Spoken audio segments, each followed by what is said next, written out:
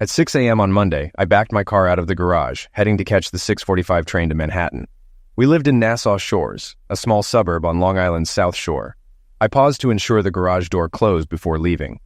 2 weeks ago, I forgot to check, and Lauren called me at work, furious. She accused me of not caring about her safety, fearing someone could have entered the house. I apologized and promised to be more careful. She calmed down but still criticized my carelessness. For the past 2 weeks, things have been tense at home, and I couldn't understand why she was still upset. I'm Jeff Carlson, 27, with light brown hair and a closely cropped beard. I manage the foreign exchange desk at a major commercial bank, making profitable currency trades. My intuition for timing trades earned me 2 promotions in the past 2 years. Lauren, also 27 but a few months older, has jet black hair and Mediterranean features. She works for a national medical insurance carrier in Huntington, New York, about 25 minutes from home. Her supervisor, Jim Beckman, is a tall, muscular man whom I've met at company events. Something about him bothered me, though I never mentioned it to Lauren. After ensuring the garage door was closed, I tuned the satellite radio to a country station. The first song was about a man loving his bar, but the second struck a chord. It described the issues in my marriage: distant behavior, small slights, and unsatisfying lovemaking. Absorbed in the song, I missed a green light until cars honked. I then drove to a parking lot to finish listening. Afterward, I headed to the train station and caught the earlier 6:30 train to Penn Station. On the train, I reminisced about meeting Lauren. It was July, right after my 16th birthday, as I mowed the lawn. A moving van arrived at the Miller's house nearby.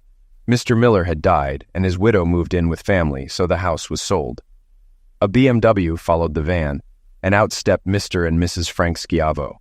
From the back seat emerged Lauren, the most beautiful girl I'd ever seen. She was a few months older than me, with short hair, denim shorts, and a halter top. She smiled at me, and I was instantly smitten. A few days later, I saw Lauren and her mom, Cheryl, outside. Gathering my courage, I introduced myself. Cheryl soon left us with iced tea, giving us some privacy. Lauren and I hit it off, spending the rest of the summer together. There were no romantic moves, just the joy of each other's company. When school started, we shared lunch and the bus ride home, but no classes. I asked her to the October harvest dance, and she agreed. However, as the school year progressed, Lauren made new friends, especially with the cheerleaders, aiming to join their squad.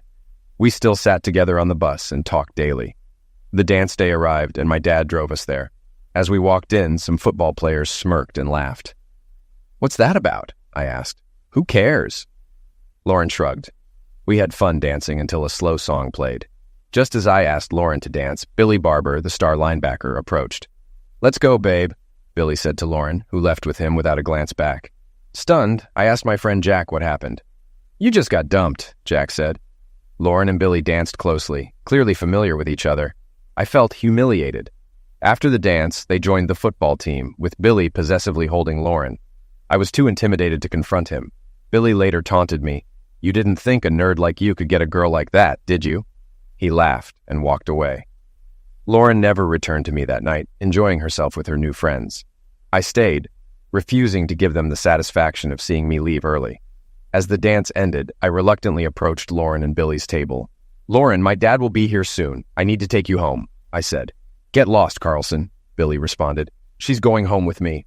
"Lauren," I snapped, "I don't care how you get home. If you don't come with me, my dad will tell your mom. You can explain why you came home with Billy."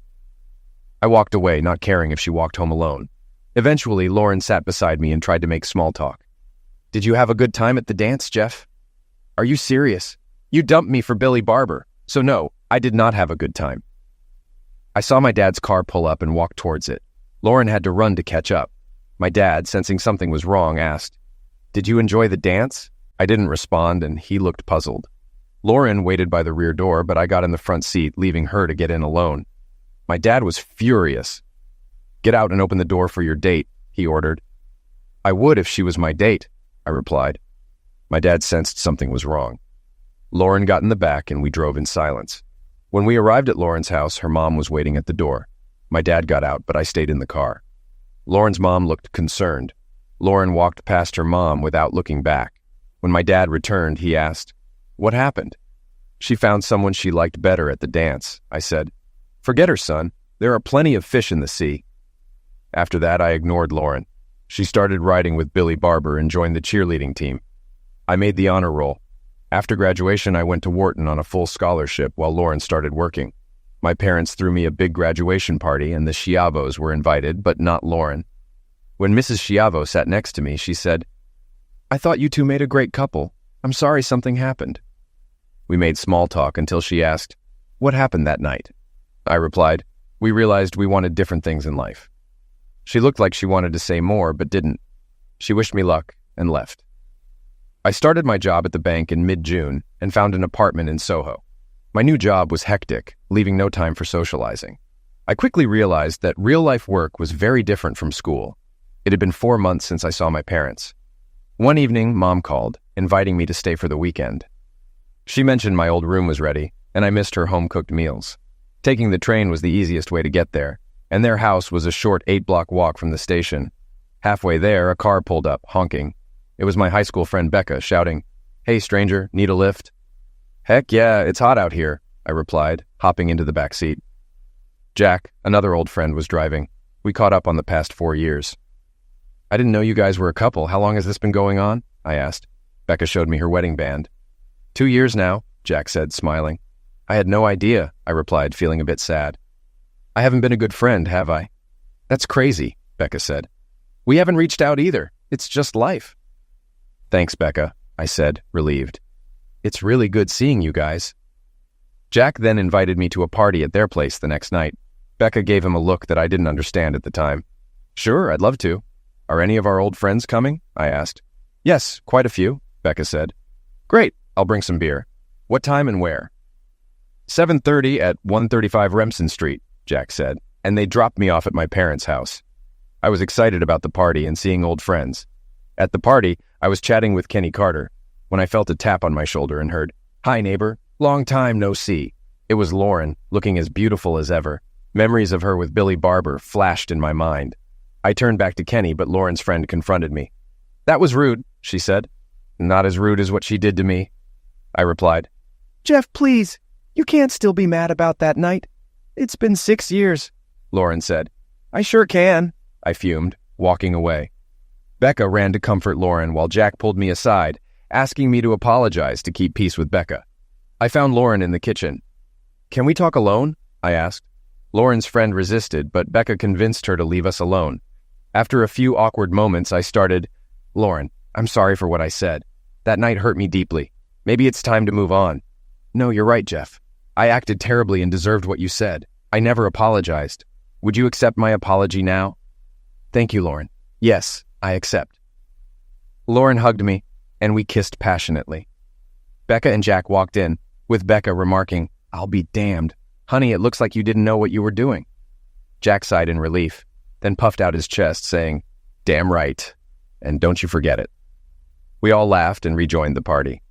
Lauren and I started dating, and 9 months later, we were married. The conductor's announcement brought me back to the present. As the train rolled out, I reflected on the past 3 months of my marriage. I was convinced my wife was cheating. It seemed foolish to base this on a country song, but everything fit. My usual intuition was now sounding alarm bells. At the office, Howard Goldman noticed something was off and followed me to my desk. "What's wrong?" he asked. "Nothing," I replied. "Nonsense," Howard said. "I can't let you gamble with the bank's money today. Tell me what's up or go home." I sighed and confessed, "I think Lauren is having an affair." "Are you sure?" he asked. "No, just a feeling," I admitted. "Your feelings are usually right. Don't ignore them." "What are you going to do?" "I'm not sure. I just found out today." "Take it easy. I'll support you. Let me know when you decide what to do." "I don't think you're on top of your game today," Howard insisted. He was right. I let my staff handle most of the work for the next 2 weeks. They seemed to enjoy the freedom. I closed my office door and cried. I couldn't imagine life without Lauren. My sadness turned to anger. Confronting Lauren without proof would be foolish. I needed a plan. After work, I bought voice-activated recorders and placed them around the house and on the phones. By Friday, I had proof of Lauren's betrayal. Their conversation went like this. "Jim, this is Lauren." "Why are you calling me at home?" "What if my wife answered?" Jim Beckman barked. "I'd make up a work excuse. I think we should back off. Jeff is acting funny." "Has he accused you?" "No, but he's cold and distant. Maybe we should cool it for a while." Okay, if you think that's best, Jim said.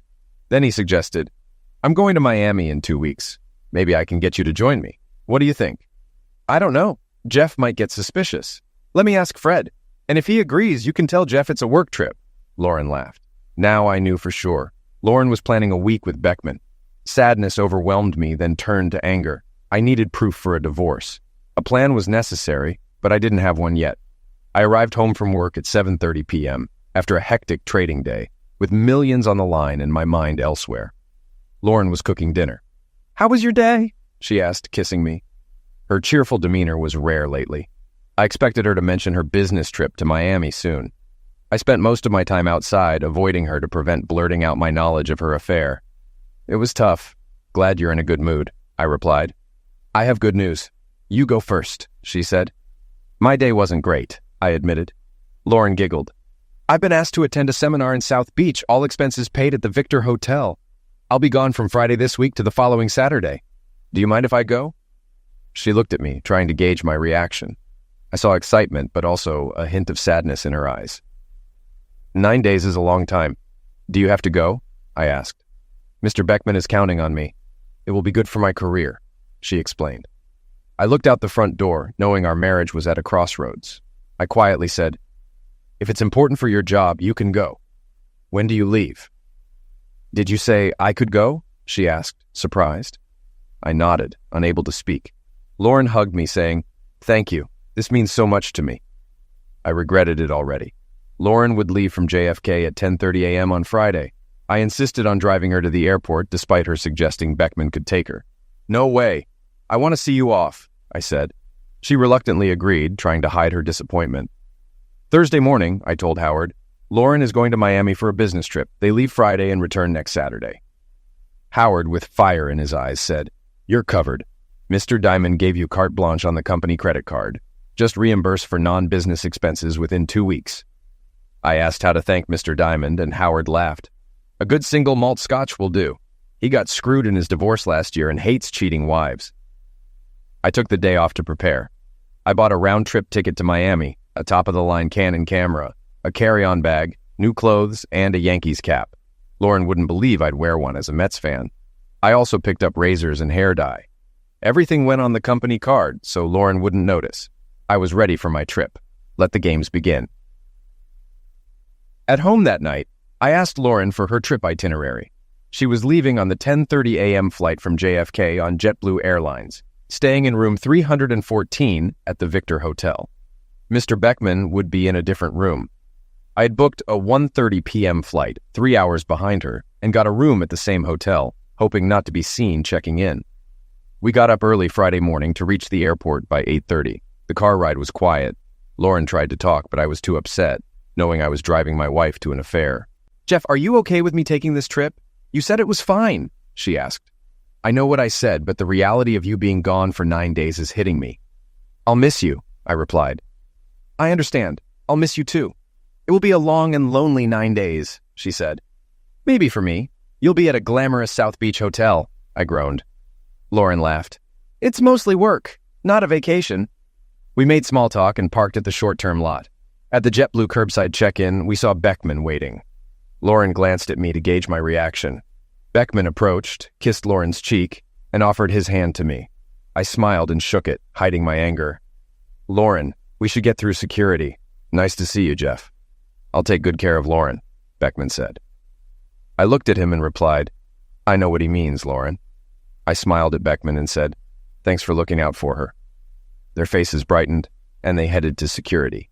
Beckman went first, and Lauren was about to hand her ID to a TSA agent when I pulled her back. You're leaving without saying goodbye? I asked. Lauren hugged and kissed me. Of course, how thoughtless of me. I hugged her tightly. I love you. If anything happens, I want you to know you're the best thing that ever happened to me. I love you too, honey. I have to go now, she said. As she started to leave, I pulled her back. Lauren, I know I said it was okay, but I don't want you to go. It's not too late. Tell Jim you can't go and come home with me. Jeff, I can't back out now. The tickets are bought and Mr. Beckman needs me. I know I'm being selfish. I just don't want you to go. I need you too. Jeff, I have to go. Don't try to stop me. I'm committed to this trip. I will be a great help to Jim. I can't let him down. She looked at me, almost spoke, but then walked to the gate and handed her license to the agent. My eyes misted up, and I'm sure Lauren thought it was because I would miss her. I walked to where Beckman was waiting and watched Lauren with the TSA agent. She seemed flustered, but composed herself by the time she reached us. They walked to the X-ray machines, and I watched Lauren take off her shoes and place them in the bin. She shrugged at me and then walked through the body scanner. At that point, I had reached my limit and quickly left the building. I was no longer angry, just resigned to the fact that Lauren was no longer mine. I moved my car to long-term parking, retrieved my carry-on, and returned to the terminal. I waited until Lauren's plane had departed and then went through security myself. I sat down to eat breakfast and waited for my flight.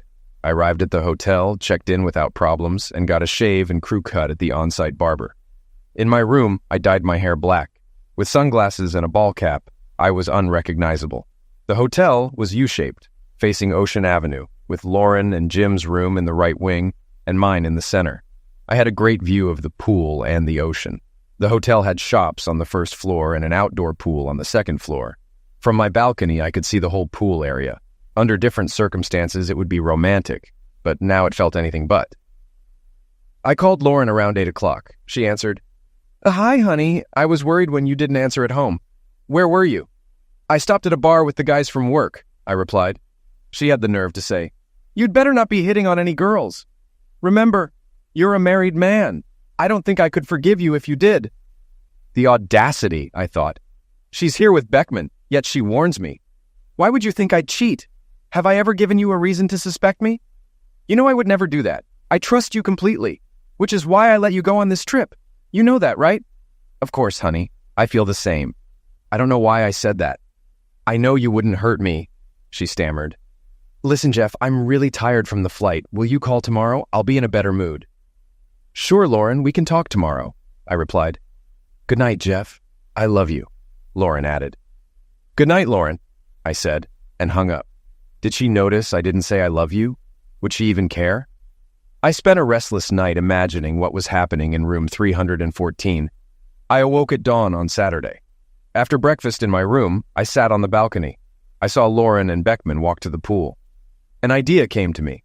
I moved 2 large fake plants to the balcony and placed a chair behind them. Then I set up my camera and tripod, hiding the lens among the foliage to watch the pool area unnoticed. Lauren and Beckman were already lounging on chaises and talking. Lauren faced the arm of the U containing their room, wearing a new red bikini that showcased her cleavage and a high-cut bottom that barely covered her. I zoomed in with my camera, but soon realized I couldn't hear their conversation. I needed a solution. After half an hour, I captured the first proof of infidelity. Beckman leaned over, turned Lauren's head, and kissed her. Lauren reciprocated, pulling him in by the neck.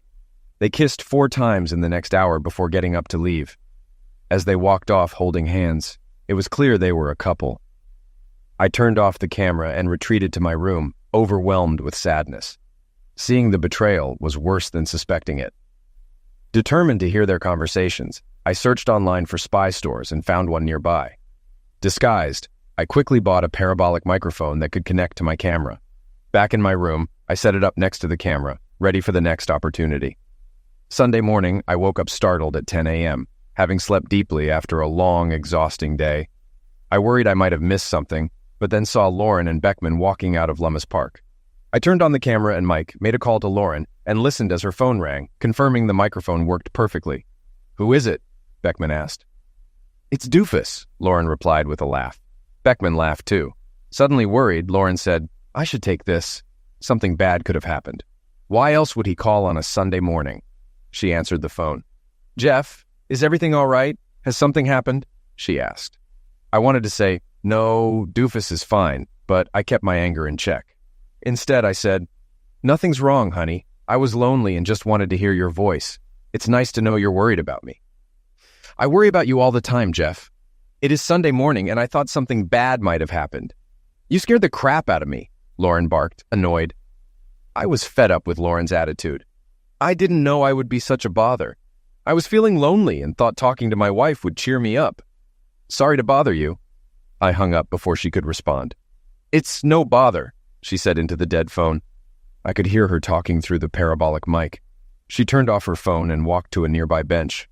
What did he want? Beckman asked. He was lonely and wanted to talk. Why did I snap at him like that? Lauren wondered aloud. Beckman replied, Lauren, we've been having this affair for 6 months. Maybe you're getting tired of him. It might be time to let him go and get a divorce.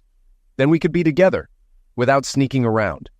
Right, she snapped. And your wife won't mind if we go to your house? We won't have to sneak around anymore, Lauren said sarcastically. Jim, you make $38,000 a year. After Jeff's promotion, he makes almost $200,000.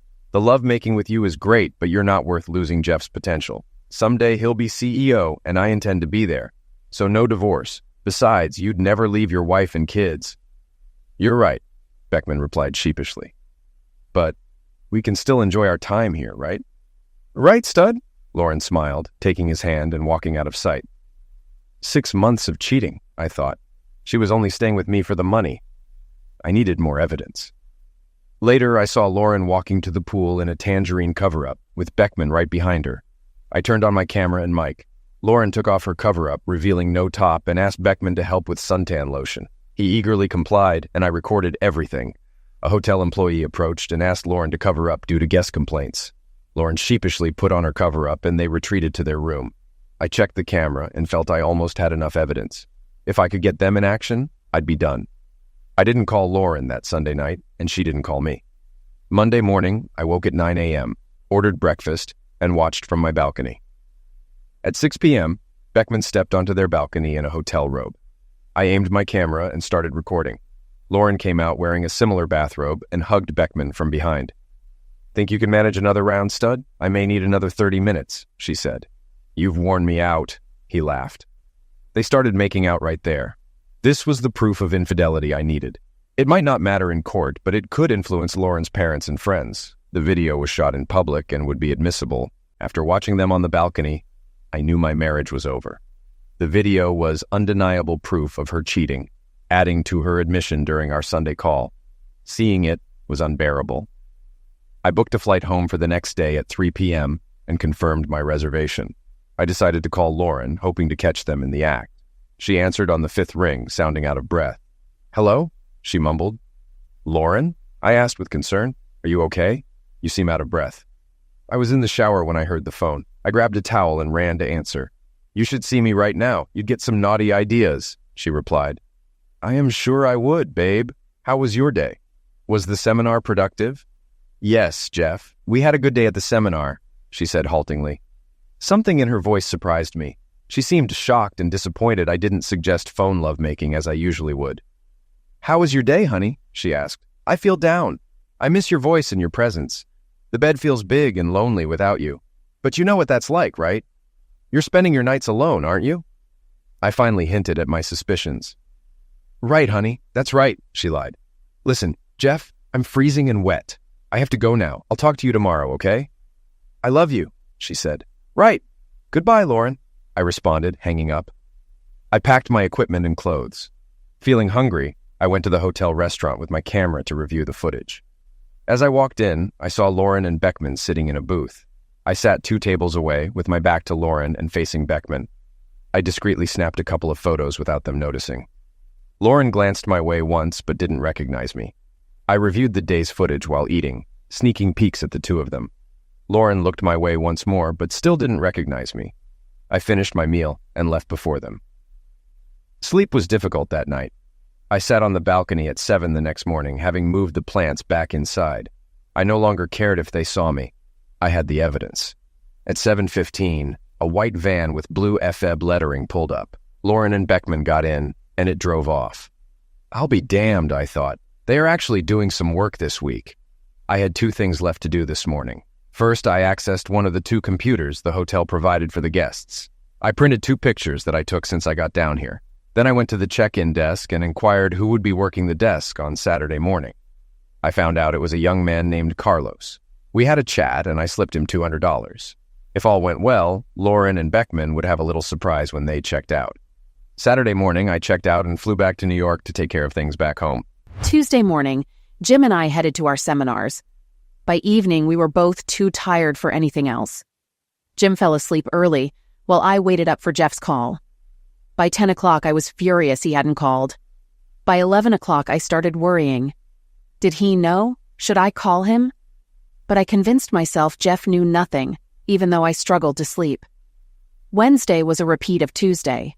Exhausted, we ordered dinner in.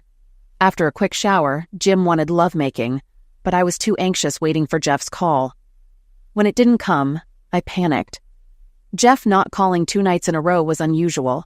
Even Jim noticed and became concerned. By 9 a.m. Thursday, I called my mom to check on Jeff, explaining I hadn't heard from him since Monday. She agreed to go over. 30 minutes later, my phone rang. It was from our home phone. I answered quickly. "Jeff, I'm so glad you called. Are you okay?" "It's me, Lauren," Mom replied. "Jeff isn't here. I checked every room. His clothes are in the closets and the computer is in the office. What's going on?" "Nothing, Mom," I lied. "We had a little argument. I guess he's mad at me. I'm relieved he's not lying unconscious somewhere. If you hear from him, please ask him to call me." "I will." "This is so unlike him, Lauren. You must have done something really bad." "No, Mom, nothing like that. Just have him call me. Thanks. See you soon." "Okay, honey. I miss you. See you Saturday. Good night, Lauren." After the call, I was even more worried. Where could he be? I had to wait 2 more days to find out. I decided to call him myself. I got voicemail on both the home and cell lines. I left messages telling him how much I missed him and to call me if he was mad. I feared our marriage might be over. Friday dragged on. I wasn't surprised not to get a call. I tried calling Jeff again but got no response. Jim got no lovemaking that night either. Saturday morning, I was packed and ready early. By 11 o'clock, we checked out. At the lobby, the desk attendant, Carlos, picked up the phone when he saw us and spoke briefly. As we reached the desk, Jim handed over our key cards and credit card. Carlos processed it and then said, "Mr. Beckman, Mrs. Carlson, I hope you enjoyed your stay at the Victor and hope to see you back again soon." Hearing my real name, I was stunned. "What did you call me?" I asked. "You are Mrs. Carlson, aren't you?" he asked with a sly smile. "Why do you think that?" I retorted. He placed 2 photos on the counter, one of Jim in the restaurant and one of me sunbathing braless unclothed by the pool. Carlos explained, "A man checking out asked if I knew the people in the photos. I told him you were the Beckmans. He corrected me, saying the man is Jim Beckman, but the woman is his wife, Lauren Carlson. He was here. Jeff was here. When did he get here?" I asked. Carlos gave me a look I couldn't read. "Let me check." He typed into his computer and informed me, "Mr. Jeff Carlson checked in last Friday at 4 and checked out Tuesday at noon." "Oh my God, Jim! He was here all weekend!" I exclaimed. Carlos turned to me. "You are Mrs. Carlson, aren't you?"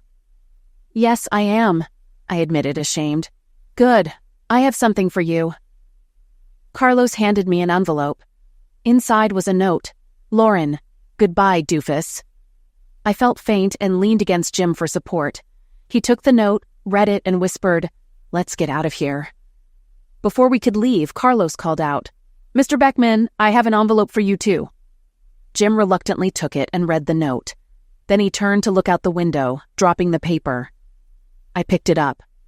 "Did you think you'd get off scot-free, a-hole? I spent 2 hours this morning with your wife. You won't get the homecoming you expected. I showed her all my evidence. This is just the beginning. I'll make your life a living hell." Jim was still staring out the window. I picked up the photos and letters and put them in my purse. Carlos picked up the phone and said, "Did you hear it all? Was it what you expected? Thank you, sir. Goodbye." "Was that my husband?" I asked. Carlos smiled but said nothing.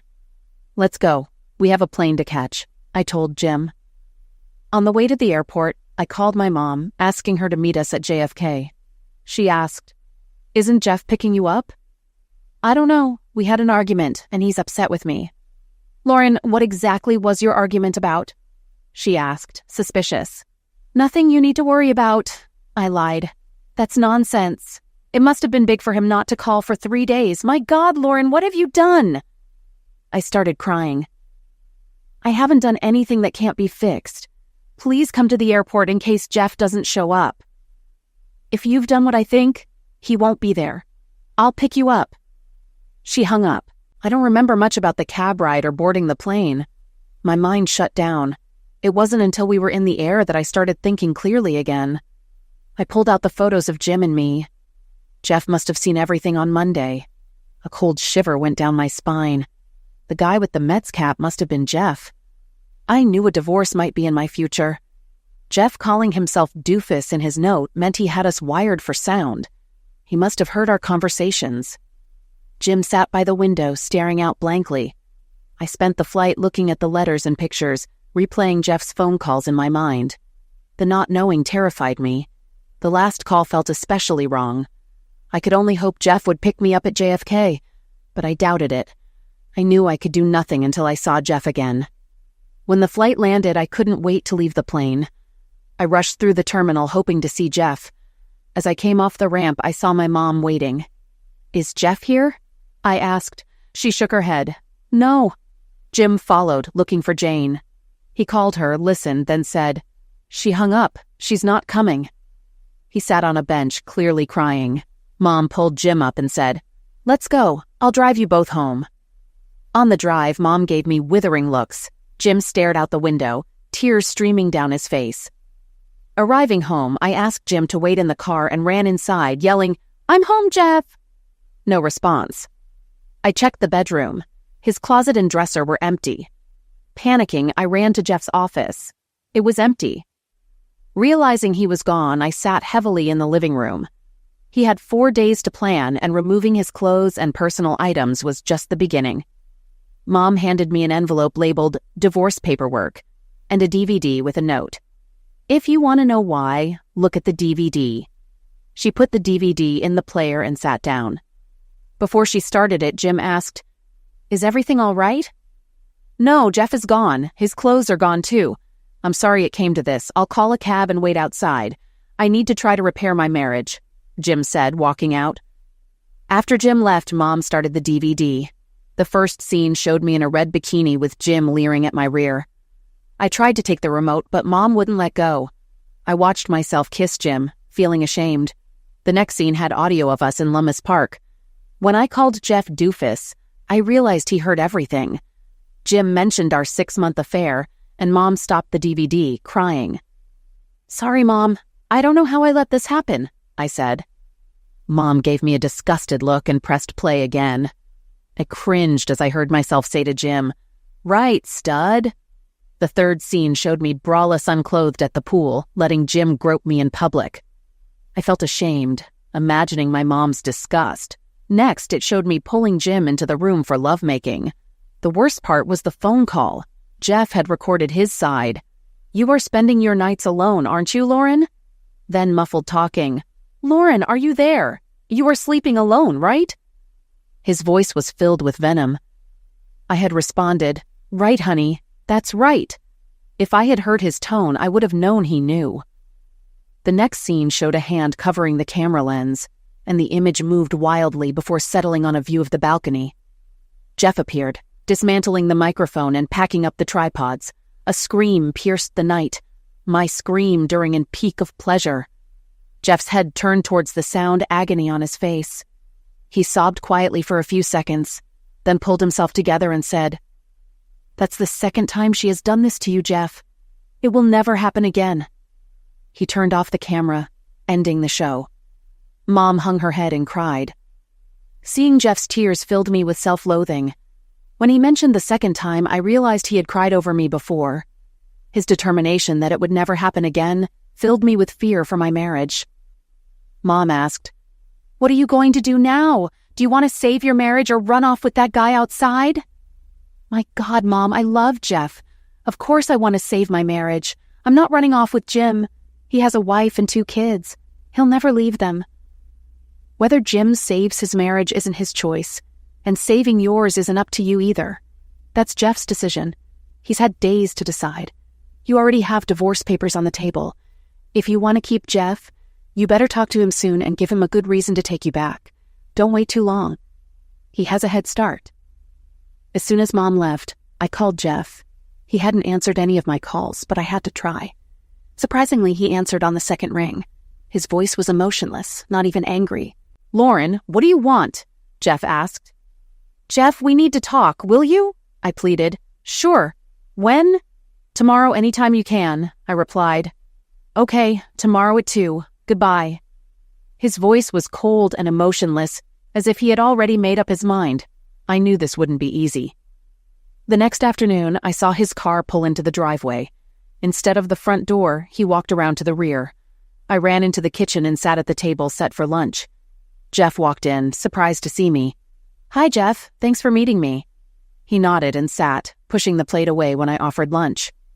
I've already eaten, he said, his expression urging me to start talking. Jeff, I'm so sorry, I began, but he cut me off. I know, you're sorry you got caught or sorry for cheating. Yes, I'm sorry I got caught, but mostly I'm sorry I ever started cheating.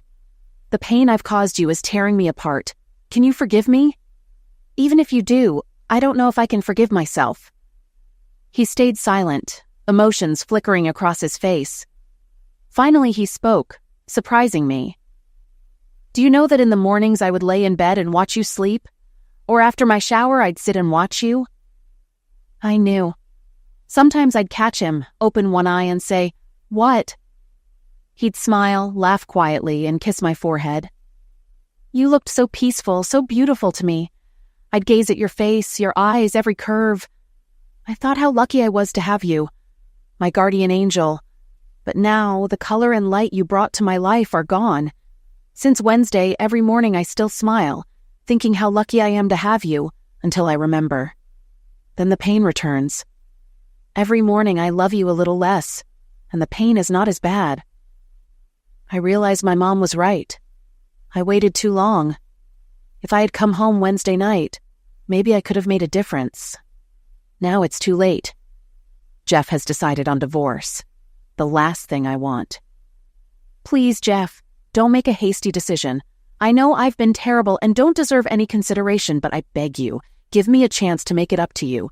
Let me show you I can be the wife you deserve. Please, give me a second chance. I waited for his response, seeing tears in his eyes. A tear ran down his cheek, and I wiped it away with my thumb. I swore you wouldn't make me cry again. Now look at me, he said sadly.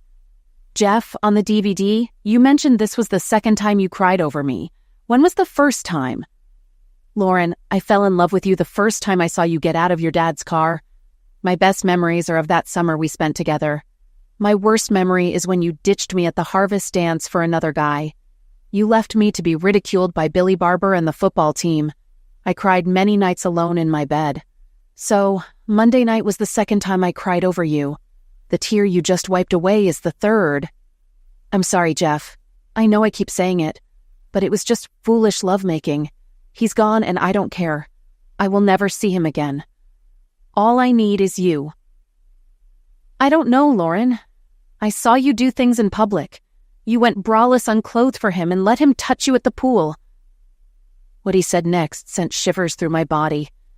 He shook his head and said, I heard the scream. I know I can't compete with that. I won't compete with another man. I won't compete with the memory of that other man for my wife. If we stay together, I will always be competing with his ghost. You won't have to compete with anybody. You will never understand unless it happens to you again. Jeff sadly shook his head and began to rise from his seat. I thought he was about to leave, and I saw my marriage falling apart. Desperation took over, and I leapt from my chair, knocking it over. I ran to Jeff, hugging him tightly and babbling, Don't go, Jeff. Please don't leave me. When I saw your letter at the hotel, I realized how much you and our marriage mean to me. Please forgive me and take me back. He loosely put his arms around me, gently stroking my hair. After a while, he placed his hands on my shoulders and gently moved me back to look into my eyes. Whenever I thought of our future, I saw us together. A house with a white picket fence, 2 sons, and a daughter like you for me to spoil. I imagined us planning weddings, celebrating anniversaries, and growing old together, our love supporting us through hard times. Now I see nothing but a big black hole where there used to be love. I see the numbing darkness of a life without you. He backed away, saying, I have to go. I have something to do. Don't go. We have so much to discuss. No, I have to write a thank you letter. What letter could be more important than trying to repair our marriage, and who do you need to write to? Ronnie Millsap. Why? What does he have to do with this? He helped me to dump a cheating wife. He turned and walked out the door, whistling a tune I later learned was A Stranger in My House. 5 years later, my wife asked me to bring the car around to the front of the house. We were headed to my parents' for a Memorial Day cookout. I exited through the back door, passing the newly built tin garage, to the cliff overlooking the beach below, across the Long Island Sound to the Connecticut shore. I no longer lived in the rented house in Nassau Shores, but in the old town of Muttontown. Turning back to the garage, I had to choose which car to take to my parents' home. My eyes settled on garage number 5. I clicked the remote and watched as the door lifted to reveal my newest acquisition. I closed the door and started the engine, loving the sound of the powerful rebuilt 390 V8 Ford engine. As the car cleared the garage, I lowered the convertible top and drove around to the circular drive in front of the house. I got out and admired my latest pride and joy. A 1961 Ford Thunderbird convertible with gleaming chrome, black paint, interior, and roof. God, she was beautiful. My wife opened the door and frowned. "The baby and I can't ride with the top down, you have to put it up." I sighed and told Nina, "Okay, I'll put it up. But it looks so much cooler with the top down. If you ever want me to be in it with my top down again, you better put it up now." My mind flashed back to the day I first got the car, and we went driving with the top down. Nina pulled her top down, and I quickly hit the button to put it up. Nina smiled smugly, knowing how to wield her considerable love-making power. I met Nina 2 months before my divorce from Lauren was finalized. The one thing that Mr. Diamond, the bank president, and his ex-wife agreed on was their adopted child from Romania. While they hated each other, they both loved that little girl. The Diamonds ran a charity to help Romanian orphans. I knew I was expected to attend the $1,000 per plate fundraiser, as I had become a favorite of Mr. Diamond. I was seated at his table next to his wife. There was an empty seat next to me. Before sitting down, I noticed the card on the table reserved for I, Kiranova. As I sat, I nodded hello to Mr. Diamond and kissed the cheek of his ex-wife. I took a second glance at my boss because of his mischievous smile. Moments later, a stunning woman in black sat next to me. Mr. Diamond beamed and introduced me to Ionina, pronounced Ioanina Kiranova, a Victoria's Secret lingerie model. I later found out that Nina was a Romanian orphan herself and on the charities board. Nina and I hit it off that night. She told me about her horrific life in Romanian orphanages, nearly bringing me to tears. I wanted to protect her. She said she felt my empathy and wanted to know more about me. Many men asked her to dance, but she turned them all down. I didn't ask, thinking she didn't want to. Nina took matters into her own hands and asked me to dance. I said yes. We dated for 2 years before marrying at Mr. Diamond's estate in Southampton, New York. I thought his wife was a bit young for him at 35 to his 61, but he always smiled. So, what do I know? Our first year was great when Nina told me she wanted a baby. I asked if she realized having a baby would put her modeling career on hold. She looked into my eyes and said, "The one thing I want most in this world is to have your baby." A big smile crossed her face as she added, "Maybe more than one, I'm sure." I smiled back and suggested, "Let's start trying right away." We both laughed and ran to the bedroom. A year and a half later, our son Jeff Jr. was born. After settling Jeff Jr. in the car seat, we got in the car. The only non-stock part of the T-Bird was the air conditioner I had installed. From experience, I knew Nina didn't want to spoil her hair after getting dressed up. She'd rather ride in 100-degree heat than have one hair out of place. The AC made it more pleasant for both of us. As we walked into my dad's backyard where he was barbecuing, I was shocked to see Lauren and her mom Cheryl talking to my mom. Nina, carrying Jeff Jr., walked to the table and sat down. Mom quickly took her favorite and only grandson from Nina. I went to Dad and asked, "What are they doing here?" Dad said, "Keep your voice down. Your mom invited them. She and Cheryl have become close since Frank died. Lauren was all alone, so your mother invited her too. You know she had a hard time getting rid of that a-hole Billy Barber. After you two divorced, I knew she married Billy. After I met Nina, I didn't think she was that stupid." "Well, she did cheat on me with that idiot Beckman. I thought for sure they'd divorce, but his wife took him back. She did have 2 kids to worry about, which must make a difference. For a long time, I hired a PI to keep tabs on him. Whenever he was close to getting a good job, I made sure word got out that he was a bad employee, and he lost out. This went on until he or his wife figured out I was behind his bad luck.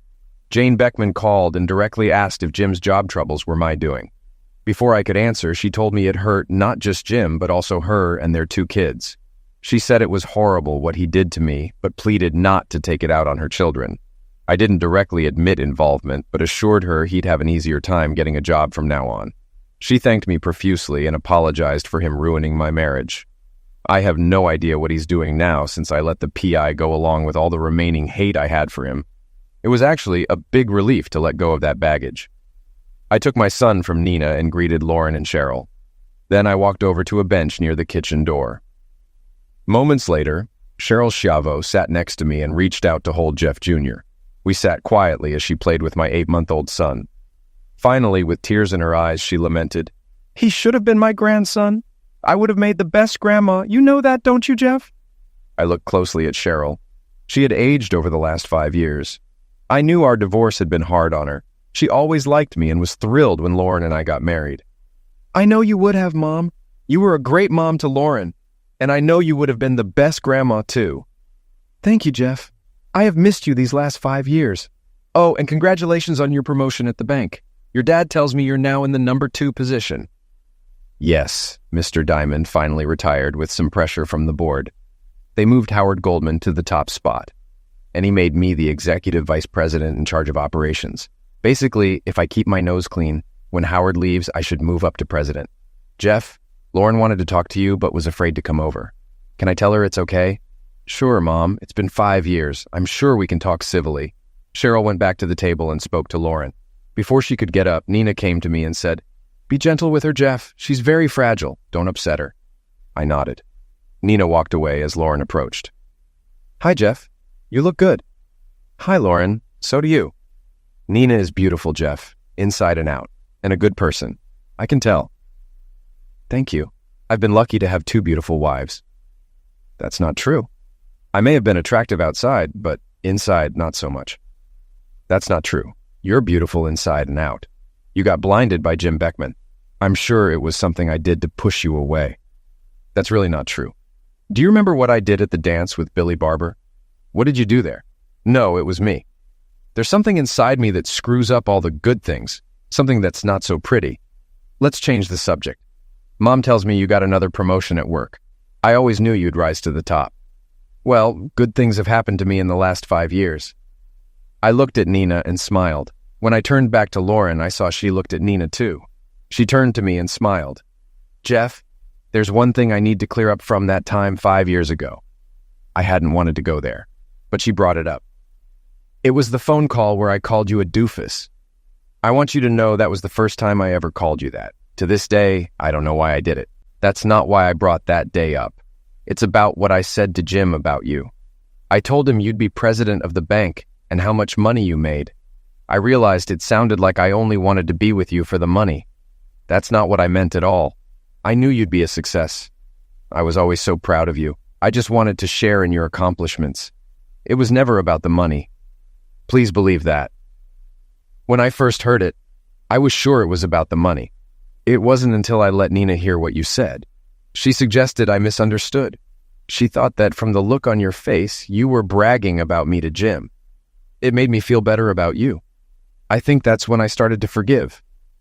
Then there's one more thing I need to thank you for." "What's that?" "What you did for Jane Beckman. She called me crying about what you'd been doing to Jim.